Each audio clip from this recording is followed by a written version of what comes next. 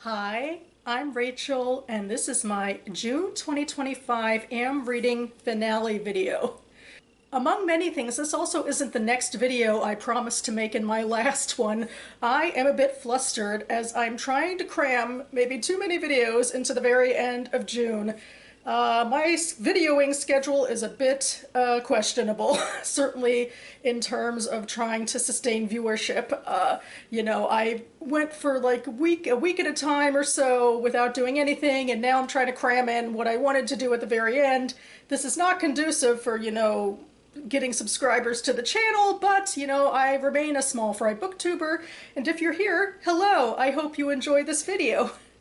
So anyway, not only that, but this Am Reading finale is not going to be my official last Am Reading video of June. I do hope to actually start two new books today, one on audio and one physical, and then I'll just do a, June into July wrap up. So basically, this is just part and parcel for the fact that, my whole reading schedule and everything, it's been a bit off the rails for a while. I'm hoping I can take steps to try to get it back on the rails in the second half of the year. But for now, here we are, and in fact, I have plenty to share. And I'll start, as I always do in these Am Reading videos, by reviewing a short story that I'm reading in a literary journal. And this month I am reading from the Cincinatti Review. This is the Fall 2024 edition, and I've read the short story, let me just take a look here, Turn Your Back to the Forest by Karolina Letunova. And this story is a story of the Baba Yaga, a famous Russian folkloric figure, I think, figure of death. And definitely in this story, she comes off as pretty ominous throughout most of it.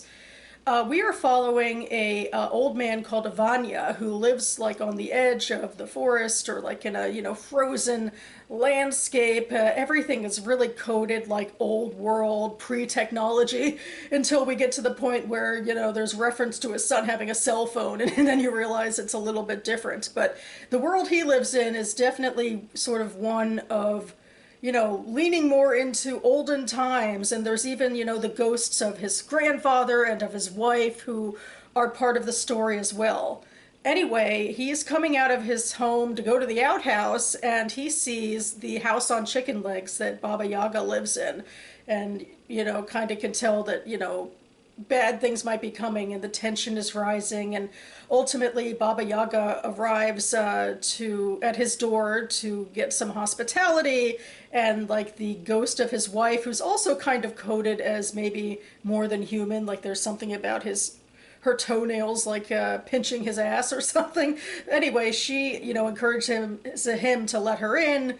And Baba Yaga, in fact, had already, recently killed another man for, killing some foxes she didn't want him to kill, and she had one of his bloated body parts in her sack. And Baba Yaga's like twice as big as a man. Sitting down, she's as tall as Ivanyich.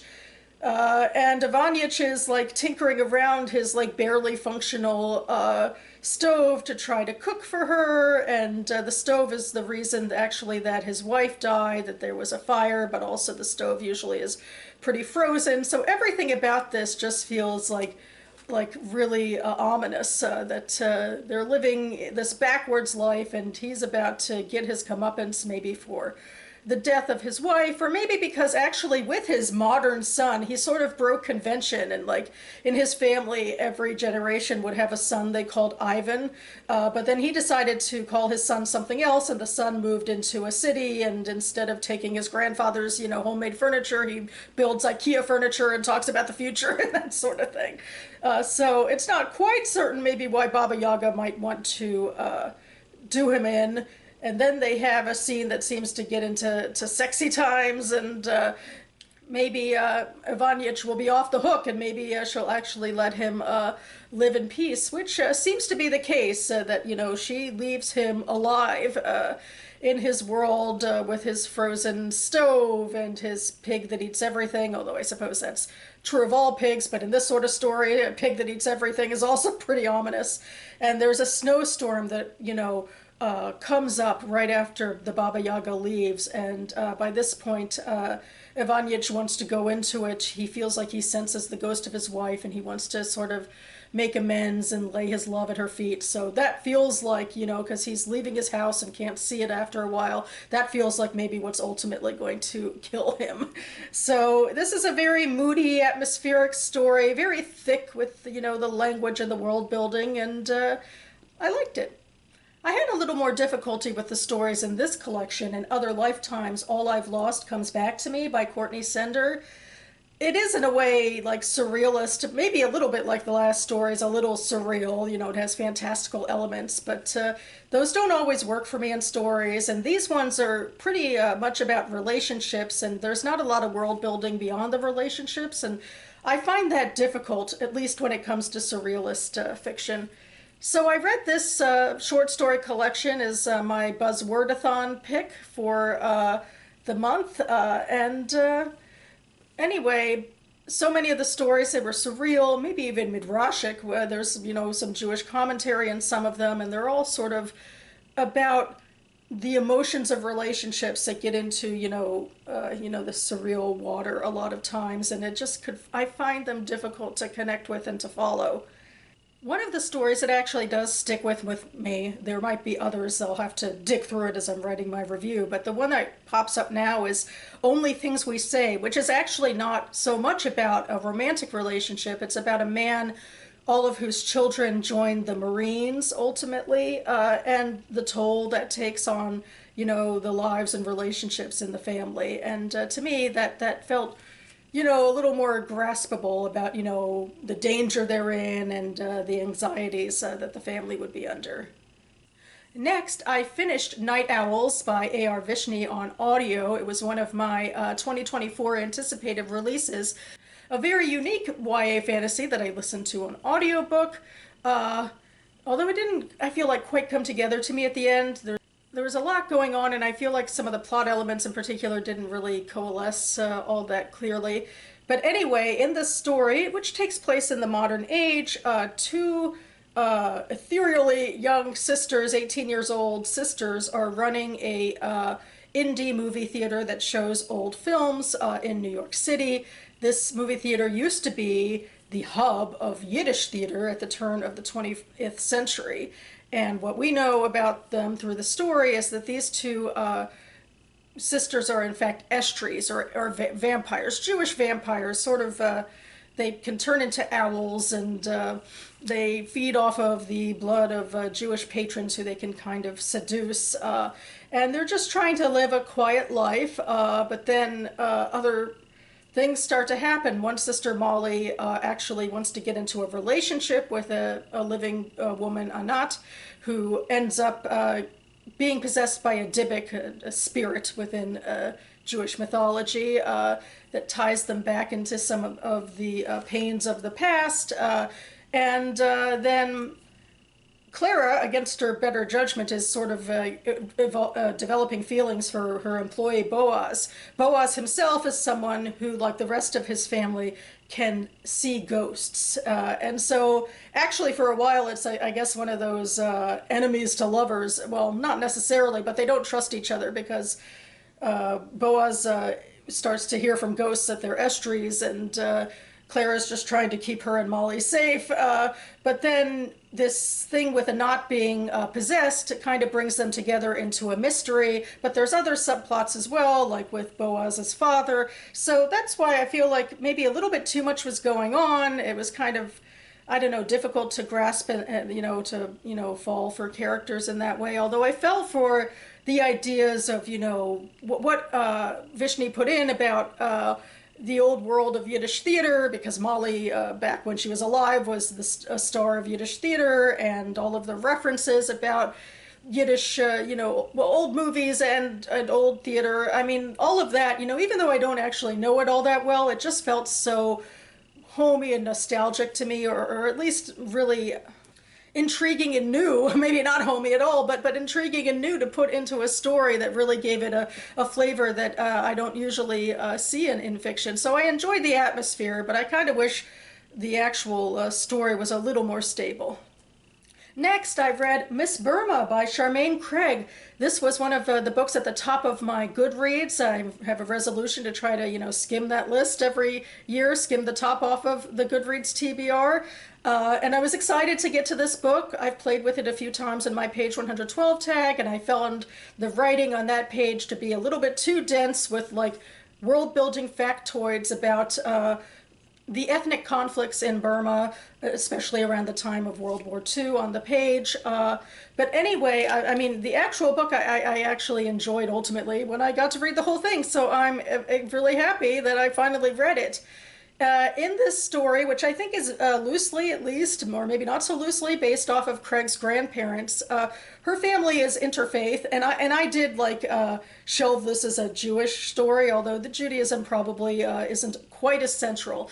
But the male protagonist in this story is Benny. Benny is a mixed race, British, Indian, and Jewish officer who is working in Burma, and he lays eyes on Kim, who is a particular ethnic group that lives in Burma, Karen, and she is a nanny, and the sort of meet cute of it all is a little saccharine, like, oh, we don't even speak the same language, but I laid eyes on her and said I'm gonna marry her, and she's like, okay, fine. But then we get past that, and apparently they start to learn a language to speak together, and they get caught up in just the bloody realities of what's happening in Burma shortly before and then during and after World War II, as the country is fighting, for some sort of independence. For a little while, it is, part of the British Empire. And the Burmese ethnicity is xenophobic and brutal against other ethnicities, including the Karens. And so Benny and Kim are always in a little bit of danger. There's, mixed loyalties during World War II. There's the idea of the Japanese. They also come in to try to invade. And then the Karens actually help the British in hopes that the British will then help them maintain their own homeland and, have a place of peace. And then around the time of my page 112 tag, that's when the British actually, go back on their word and instead really prop up the Burmese themselves and the Burmese leader, who in fact worked against the British during World War II. And during all of this time, a lot of the time, Benny and Kim and their children are on the run. Benny is often taken prisoner, almost killed, tortured, all these sorts of things during World War II, and also afterwards, because he is seen as a Karen revolutionary, which he really is, and not being ethnically Karen, but he fights for them. And so he, in this world where he is, always seen as sort of a double minority, is seen as this outsider that people don't trust. He's put under house arrest for a lot of this book too. And then Kim herself is struggling to, keep her children safe, and she gets into a couple of affairs with people along the way. This is one of the kind of a sweeping biopic in a way that takes place over several decades, primarily following Benny and Kim and a couple of people in their orbit. And then ultimately, as their oldest daughter, Louisa, grows up, she also takes center stage, and she in fact is the Miss Burma. And during a time when the Burmese are trying to sort of foster maybe a sort of unity. They have this Miss Burmese contest, and Louise is allowed to enter, and in fact she wins. And it's kind of used as, this propaganda almost about how unified everyone is. Louisa herself becomes a bit of a celebrity in her own right, which can carry its own dangers. She ends up married to a famous Karen general, who actually has a history with her mother from before that. And Louisa then kind of gets into trying to debate like who she is and what she believes and how she wants to help. There's, more civil strife and people going underground and violence breaking out. And there's just a lot to ruminate on about the push and pull of power and how empires and how socialism have fit into the situation. And there is a little bit even of Judaism and how that's perceived in this particular part of the world. and really, for me also, of course, really fleshes out ethnic groups that I wouldn't have thought about. And of course, Burma isn't even a country anymore now, it's Myanmar. So it was an interesting look into this reality through some characters who I think they were pretty compelling to follow. You know, that they were part of the big plots, but they also had their, you know, personal loves and ambitions and sense of betrayal and the ways that they, you know, threaded within each other like a family. I was a little surprised, I guess, that Louisa wasn't quite the revolutionary I thought she would be, at least not at the very beginning. Like, I thought Miss Burma might, in fact, be some sort of front for her revolutionary activity, but not quite. It's something she grew into, which perhaps is a little more believable anyway. So, yeah, really compelling book, and I always appreciate taking a deep dive into how cultural and political and historical realities can impact a family. Next, I read Beyond the Pale by Elana Dykewomon. This was my page 112 tag pick for May, and I feel like this is relatively similar in some ways to the last book in that it's about politics, about Judaism, a lot more centrally in this case, and about how history and culture affect a family. And this also is just absolutely filled to the brim with a lot of details. It's almost like two books in one because part of it takes place in the old country beyond the Pale, which is the Pale of Settlement, where Russian Jews were, you know, forced to live, usually with restricted travel and no citizenship. And then the characters in this story go ahead and move to the New World, to America, to New York, and then it's a very different world that they're experiencing there. It is a little iffy, I think, with characterization and who exactly we're following, but there are kind of two main voices. Well, one is much more significant than the other, but we start with Gutka, who is a midwife who delivers our main character and another baby and in the old country. We get a little bit about her life, that she was the product of rape when a Cossack raped her mother, and they were forced to leave their village because of that situation, and they ultimately settle in Kishinev in the 19th century, and that's where Gutka learns to become a midwife, and it really just sort of builds up her story in a way that I guess, you know, you can appreciate because now she feels like more of a character when we meet her again in smaller bits and spurts throughout the story. But the major character we're following is Chava Meyer, who is one of the babies that Gutka midwifed. Chava and her family also live in Kishinev, which at the time was seen as relatively modern and big and bustling, and a place where Jews don't have to fear their Christian neighbors, perhaps, or at least that's the myth they tell themselves for a while, although pogroms kind of come and go in waves. Their Jews are used as a scapegoat to incite violence, and sometimes it comes on for religious reasons as well, like around Christian holidays, and also, you know, due to political reasons like the death of the Tsar. But, you know, in the beginning of the story, we're just setting up Chava as the daughter of a rabbi and his wife. The rabbi, you know, teaches students in his home. They live in, you know, the world of Jewish religiosity where they study the Talmud and debate the texts. But the modern world is somewhat nearby and is influencing people. One of Chava's brothers turns to Zionism, which is burgeoning at this state. At, you know, a lot of the Russian Jews, being beleaguered non-citizens, think, you know, we don't have a real stable future here. We need a homeland. So he goes to Palestine to assist with farming the land and tilling the soil and making a life for himself there, and occasionally we get letters from him about his updates. The other brother, Daniel, turns to the Bund, which is sort of the home option, where they're like, this is Jews banding together to say this is actually our home, and we're going to fight the people who are going to try to you know, attack us. And so he is kind of underground, and we follow him for a little while in the story until he disappears. And Chava then lives at home with her sisters and her parents.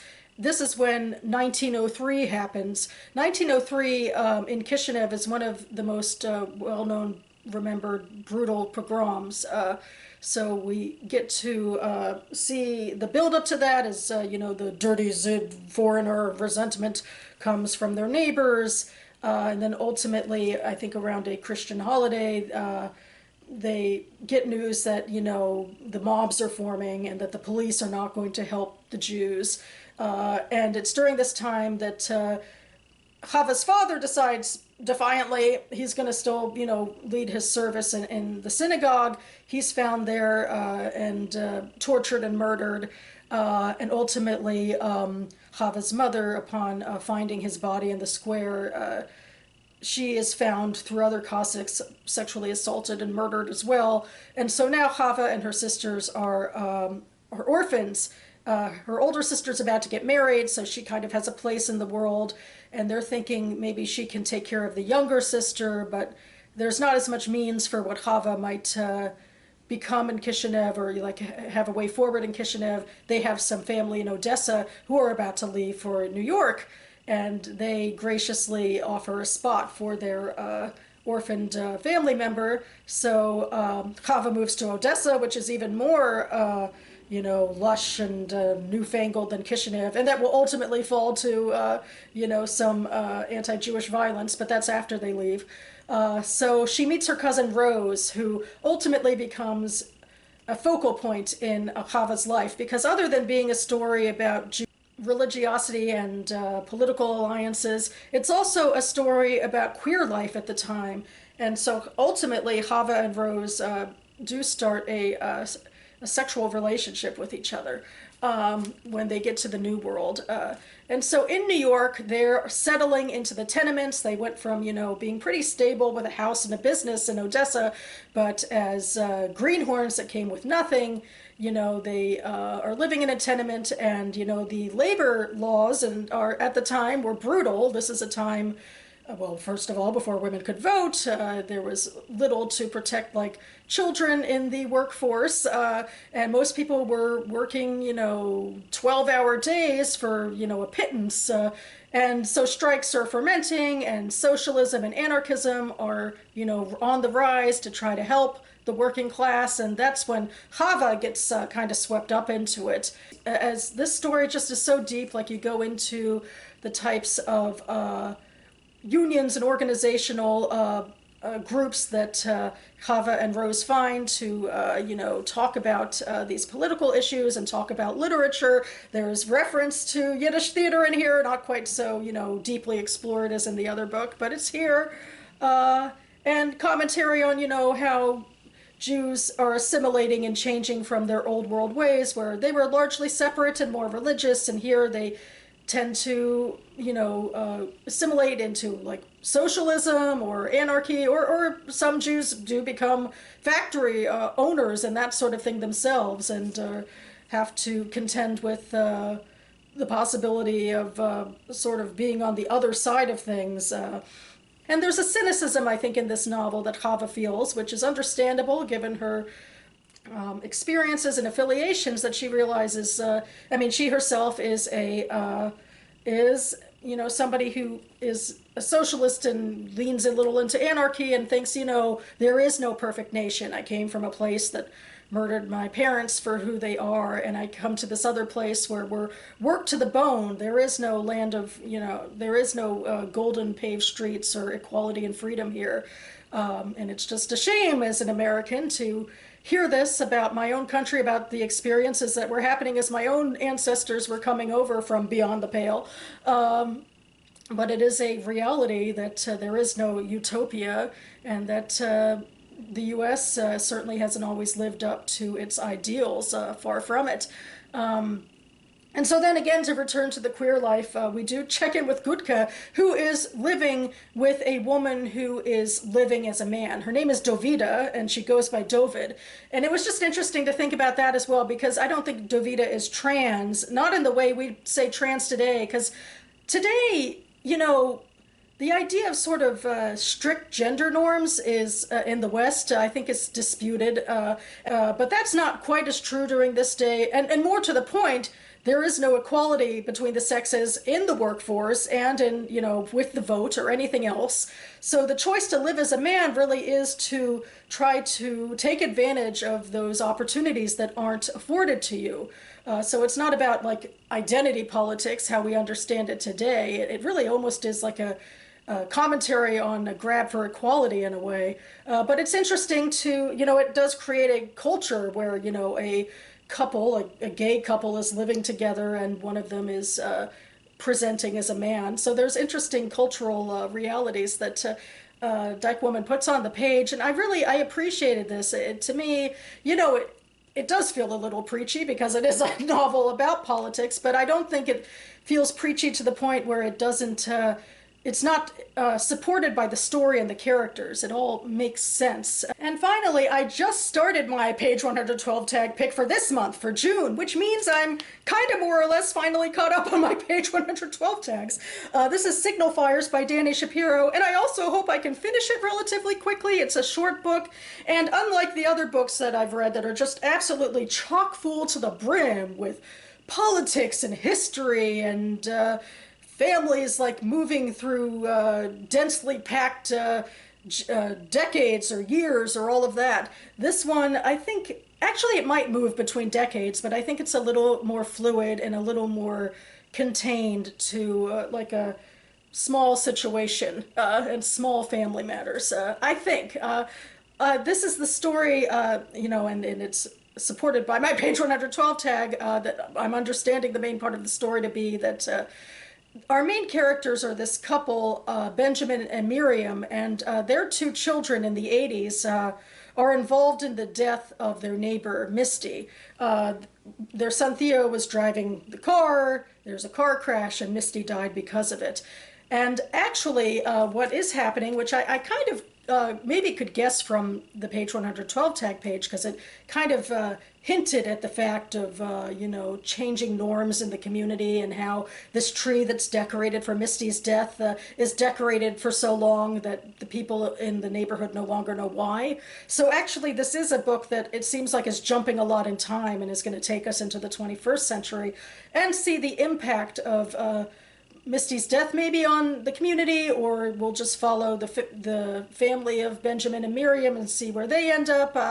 I'm not quite so sure yet. I'm in early days, but I will report back. I'm just hoping this will be, the other books are really compelling, but they're also kind of exhaustive too. And even though it seems like there could be a lot going on in this book, I hope it's a little more contained and just will give me a little bit more of a different reading experience. Whew, and that about covers it for me now. And now expect me on this channel next with my book haul, which I promised in my last video, but I think it's going to be my next one coming very imminently, so stay tuned for that. So I hope all of you have enjoyed your June reading, and if you're still in the middle of it, you have my sympathy, because so am I. And I feel like trying to deliberately try to enjoy my reading a little bit more, although, some of it, like as I talked about here, maybe I didn't quite so much, but I feel like lately I've fallen a little bit out of love with reading and I'm not connecting as well with characters and stories, and I'm trying to get that back and trying to focus on it more, and I focus maybe a little bit less on the distractions of the outside world. Let's hope, because I really feel like literature adds something, significant to my life, and I want to be here for it. So anyway, thanks so much for watching, everyone, and I'll see you next time.